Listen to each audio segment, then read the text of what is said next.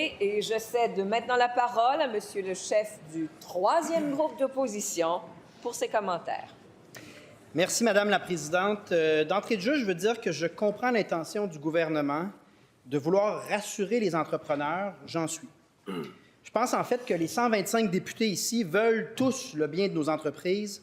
Tout le monde veut que l'économie du Québec soit une affaire de succès.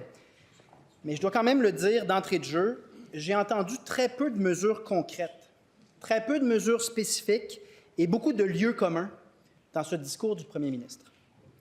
À ce stade-ci, je pense que les Québécois s'attendent que le gouvernement mette de l'avant un plan et des mesures réfléchies, des mesures adaptées à la situation.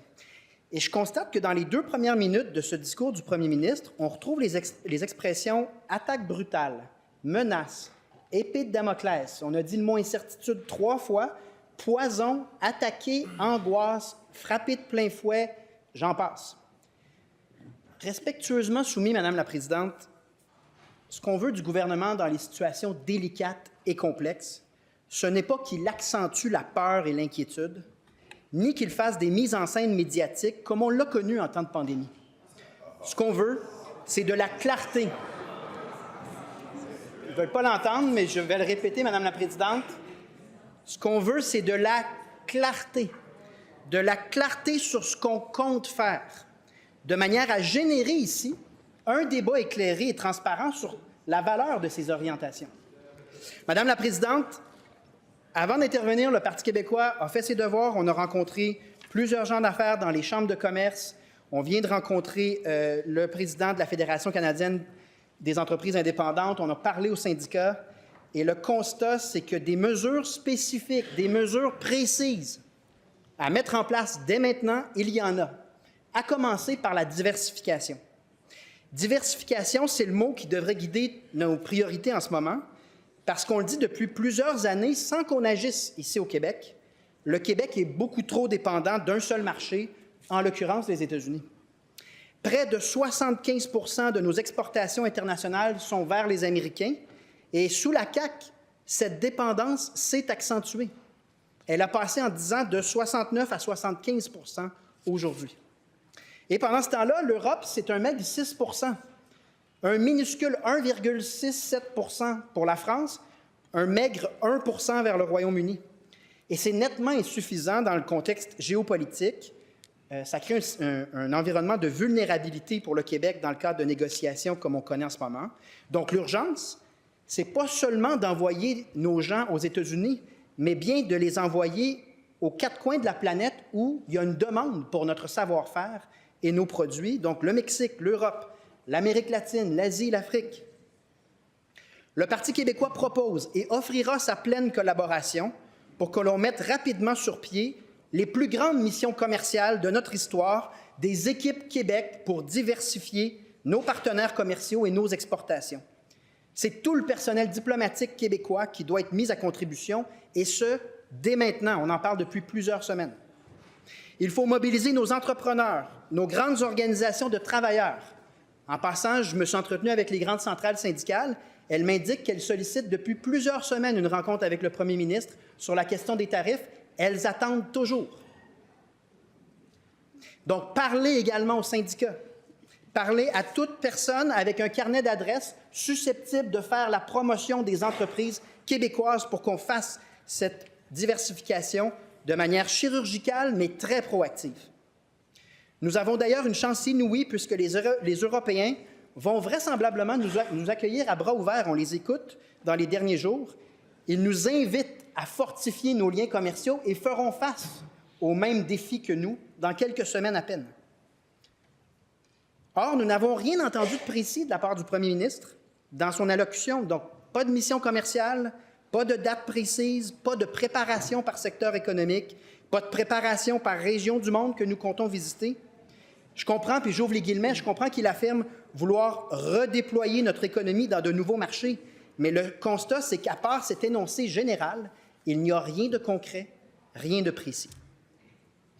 Pour que la diversification de nos marchés ne soit plus qu'un rêve, soit plus qu'un rêve théorique, il faut également encourager fiscalement nos entrepreneurs. Il faut que ça devienne payant d'aller chercher de nouveaux clients dans d'autres marchés C'est ce qui va permettre de vrais changements de fond. C'est ce qui va permettre de changer nos habitudes, qui malheureusement sont les États-Unis presque entièrement, et ça depuis longtemps. Donc, à nouveau, on n'entend pas de mesures claires ni précises de la part du gouvernement aujourd'hui.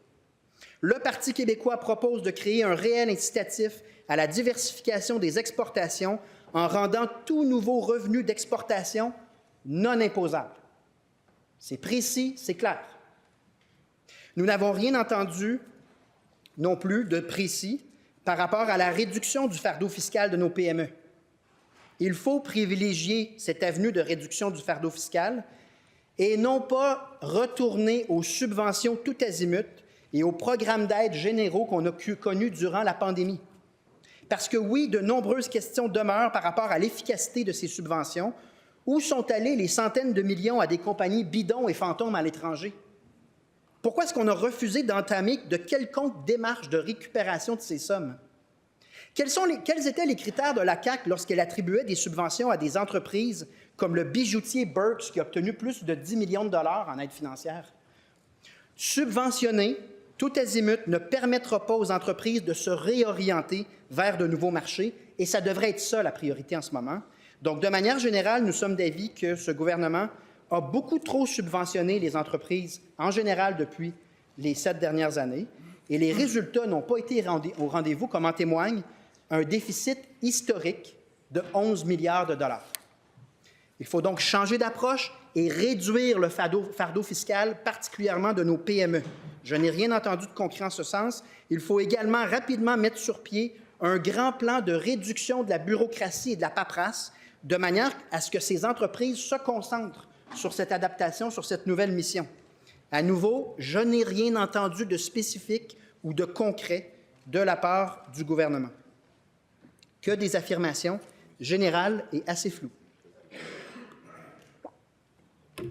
Madame la Présidente, j'invite également le gouvernement à considérer de réindustrialiser le Québec pour nous donner une économie basée sur des circuits courts et des produits faits ici au Québec.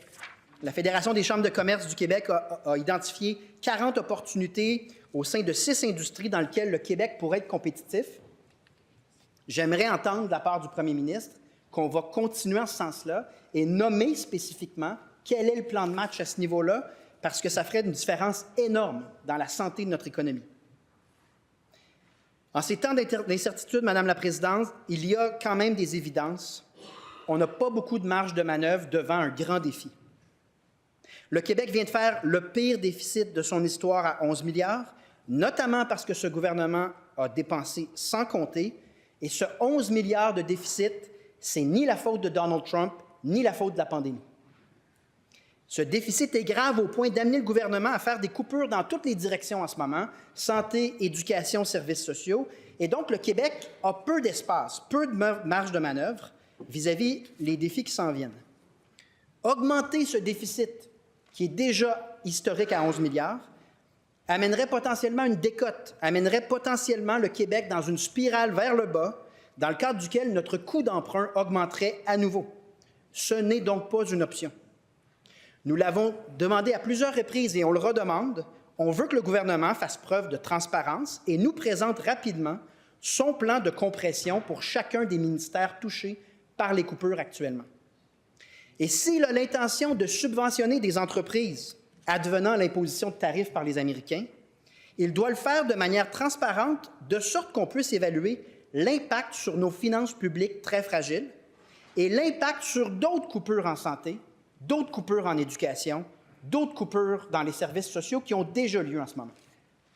En termes clairs, peu importe la teneur des événements qui auront lieu avec nos voisins du Sud dans les prochaines semaines ou dans les prochains mois, il n'est pas question de retourner dans un environnement similaire à ce que nous avons connu durant la pandémie, et ce, d'aucune manière. En clair, on ne reviendra pas à la gouvernance par décret, on ne reviendra pas à des subventions tout azimut, dans un environnement où il y a très peu de reddition de comptes. On a particulièrement besoin de transparence et de reddition de comptes dans les circonstances très fragiles que sont les nôtres, qu'est la nôtre.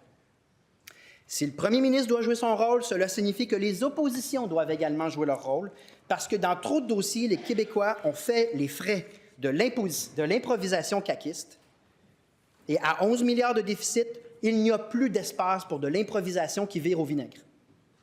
Le Parti québécois va continuer de faire des propositions et d'être constructif, comme on l'a fait dans les dernières semaines, mais on ne s'empêchera pas de faire notre travail lorsque les orientations ou les déclarations du gouvernement sont potentiellement problématiques. Le premier ministre doit l'accepter et le comprendre. On ne peut absolument pas retomber dans une forme de pensée unique où toute remise en question des orientations de la CAQ était vue comme un manque de solidarité envers le Québec. Je crois que toute cette Chambre a à cœur le Québec. En plus, bien plus encore, a à cœur ses travailleurs, ses entrepreneurs. Mais on peut avoir des différences de point de vue très légitimes en ces temps difficiles. Réfléchir et proposer, ce sont les bases de notre démocratie et c'est encore plus important quand les situations sont complexes. Assumons ces principes fondamentaux de la démocratie. Donc, en conclusion, Madame la Présidente, je veux m'adresser directement aux entrepreneurs et aux travailleurs qui vivent un moment d'incertitude pour les prochaines semaines.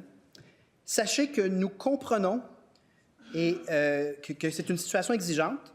Et sachez que notre rôle comme député, c'est de faire tout ce qui est en notre pouvoir pour générer des solutions pragmatiques le plus rapidement possible. Et donc, le Parti québécois, comme les autres partis d'opposition, j'en doute pas, vont redoubler d'ardeur pour trouver les solutions les plus susceptibles d'aider l'entrepreneuriat, d'aider également notre capacité à s'adapter. Nous croyons que la solution, elle passe par là essentiellement. Laissons les entrepreneurs et les travailleurs du Québec travailler. Enlevons tout ce qu'il y a d'embûches et faisons-leur confiance. Nous ne serons pas déçus. Merci, Madame la Présidente.